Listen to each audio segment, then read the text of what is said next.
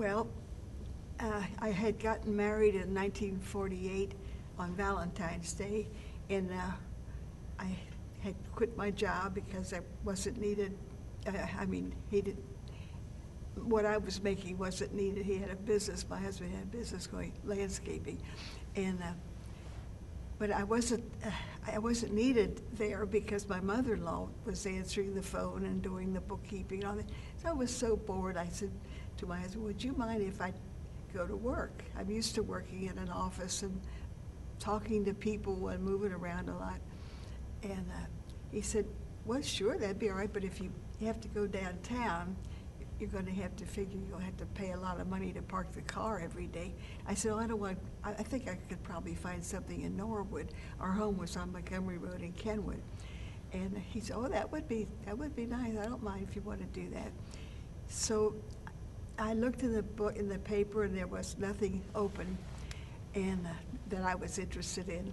So I put an ad in for myself, and I said, attractive young office person, experienced in payroll, steno, switchboard, anything. I could do anything in the office, but I want to work in the suburbs. And so Mr. Siegel read that. He was looking for somebody at the time.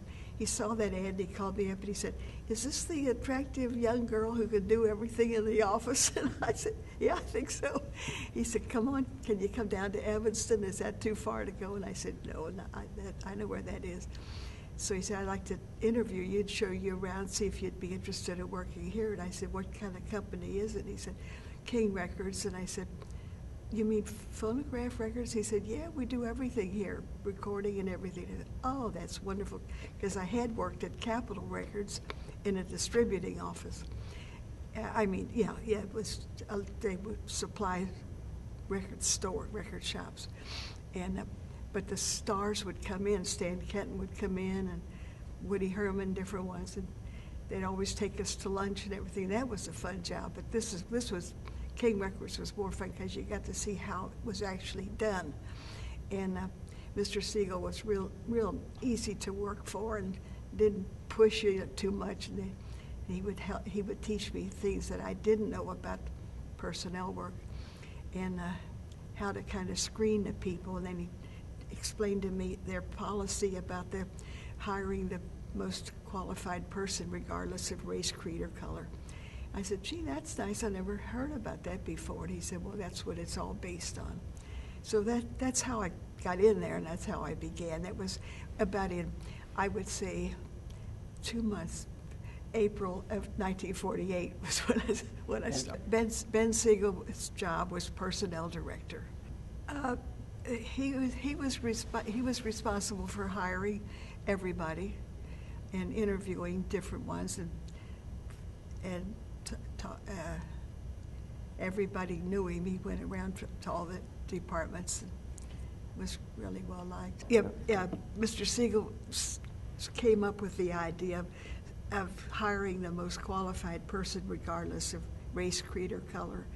And everybody who was already working there said, "Well, we'll give it a try.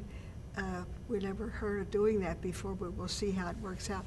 Well, as it worked out, by hiring the most qualified, it worked out fine because there was no reason not to. You know, everybody did a good job and liked their job, liked their work, and it was a nice place to work.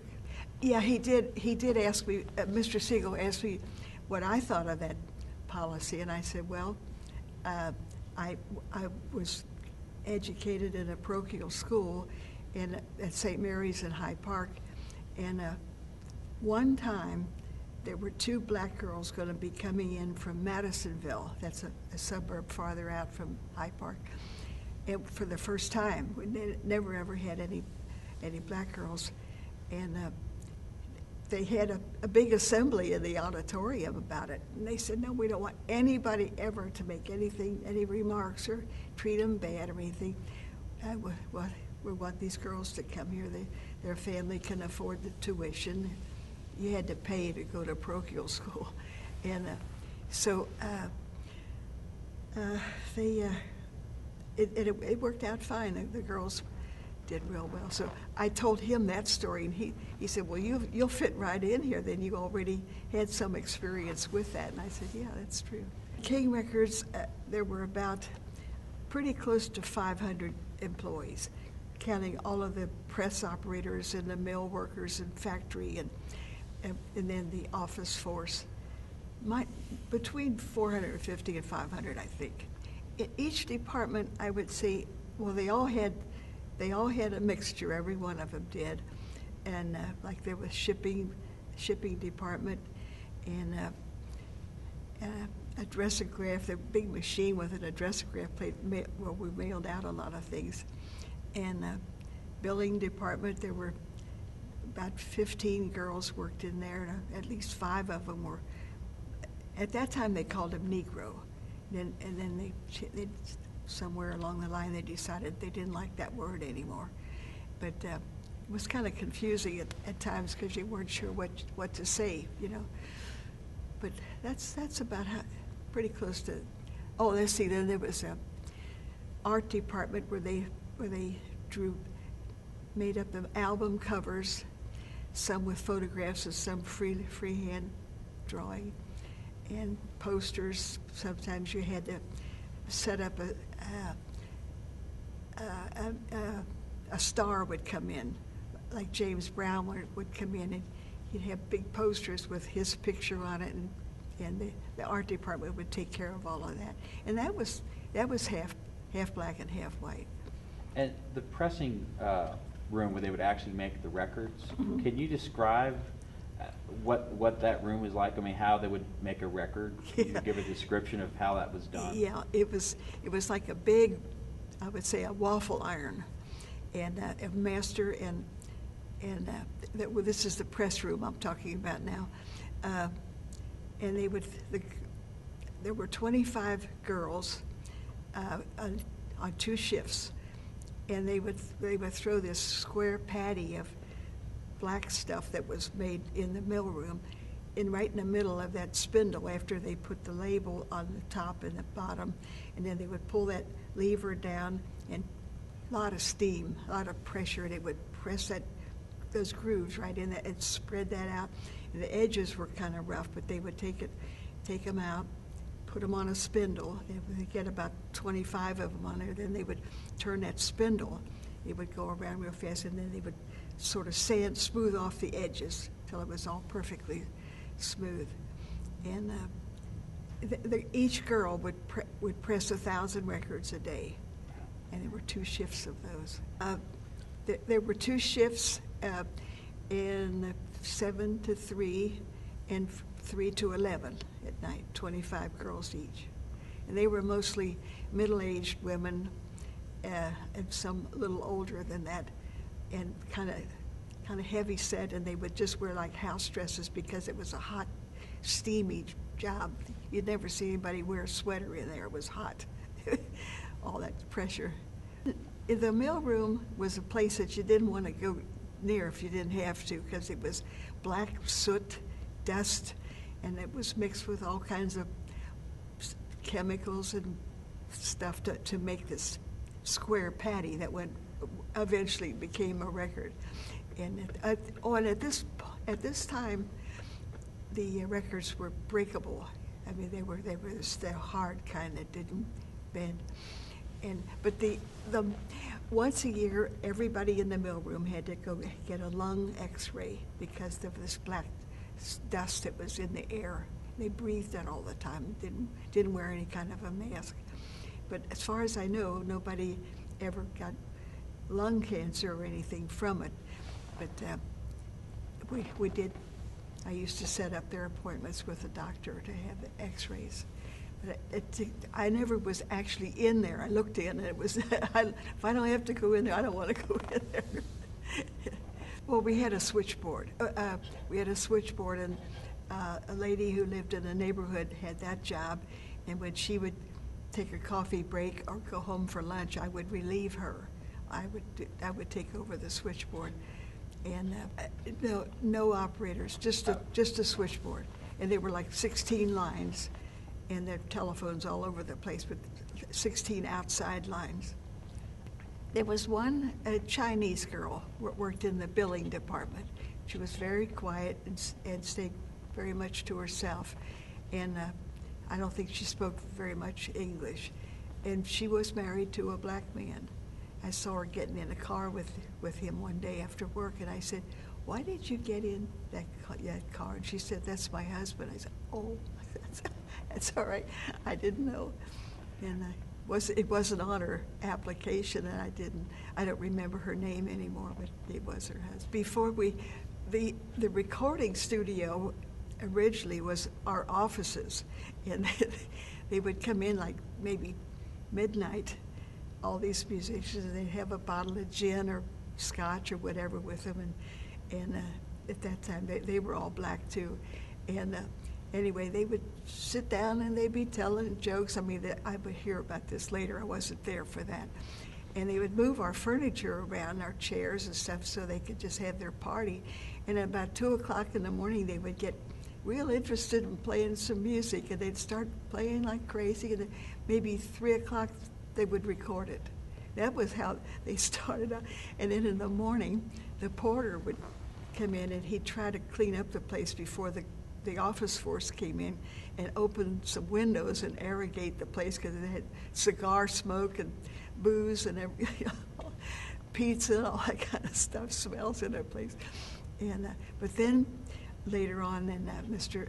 Nathan decided to build a soundproof studio where they would do it daytime and be nice people and not get drunk before they could record. Yeah, it was always fun to go down there. It was a soundproof glass enclosed room next to it, where we could sit and watch. And I used to love to go down and watch them actually make their records. And it was so soundproof, it kind of hurt your ears. It's like you expect to hear some noise, something like if somebody would drop something, you wouldn't hear it, wouldn't make any sound. But that was real nice. Now, Sid Nathan, the owner, was a real little short guy, heavy set, and he had, I forget what you call the eyesight, but he only could see out of the very center, and his glasses looked like the bottom of a Coke bottle, and you could only see through the middle. And one day, his office was on one side of the room where the switchboard was, and personnel office was on the other side. And I was relieving the switchboard operator, and I saw the door open and Mr. Nathan coming in, and someone had just moved a chair there because he wanted me to send some telegrams for him. Oh, that PBX, that was also part of that switchboard. And I saw him come in, and I real quick unplugged the ear thing so I could move that chair, because he would have fallen right over it. He couldn't see up or down, just straight ahead. And he thanked me. He realized what I did after I did it, and he thanked me for that. Like he never would forget if you did something nice for him. And another thing I remember, there was a Kiplinger letter that used to come around. I don't know if that still exists anymore or not. But it was news about business, any kind of businesses in the whole United States. And there was a little article in there that phonograph records were going to be only on 45 RPM before they were 78 RPMs. They were only going to, and I looked at that and thought, oh my gosh, we're only pressing 78s. We don't even have 45s. So I went into his office. I said, can I show you something? And he said, tell me what it is. I can't read it. And I said, well, have you read the Kiplinger letter?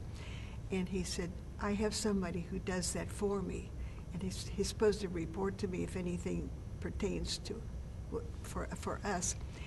And I said, well, I think somebody must have goofed. And he said, why? And I said, so I read this little couple paragraphs, that's all it was. His eyes got so big, and he took his glasses off, and he said, oh my God. He said, we got to retool everything. We'll have to do. The very next day, they gave all the press operators a 4-day paid vacation. They took and they retooled all of those presses to press the smaller disc. They had to re-record all of the 33 hits to fit the 45s. And they could do that mechanically without getting all the stars to come back in. And then 4 days' time, it was all set up. And then Mr. Nathan came to my office and gave me a little crystal ball, kind of a toy, really. And he said, this is just a small little token, but it's in appreciation of what you told me about. And he said, the fella who was supposed to tell me things that were in that Kiplinger letter is no longer working here. I felt kind of bad. I didn't want to do that. But he figured it was not important. And it was important, very important, because they would have lost a lot of time by the time they came around. Oh, yes. Mr. Nathan's secretary was Mary Lou Smith. I don't know if she's still with us. But whenever she didn't show up for work, I had to take dictation from him. And he talked so loud. I don't know why he talked so loud. And his office was padded, velvet about this color with brass buttons. Another sort of a soundproof kind of a room. And he would talk. I said, Mr. Nathan, I can't hear you when you talk so loud. I got to get this down in shorthand. And you're screaming at me. You're making me nervous. He said, oh, I'm sorry. He never yelled at me again after that. Everybody else he did. He just had a habit of talking very loud. And so I didn't really like to take dictation from him, but I did whatever. I could go in any office, payroll. If somebody was sick in the payroll department, I could go in there and just sit right down and take over their job. On the second floor was the accounting and payroll and bookkeeping, billing, shipping. Almost all the offices were on the second floor. And there was a walk-up or an elevator. I don't know anybody ever used the elevator. But it was so... there were engineers' offices. I think those engineer offices were on the first floor, near the ground from the press room.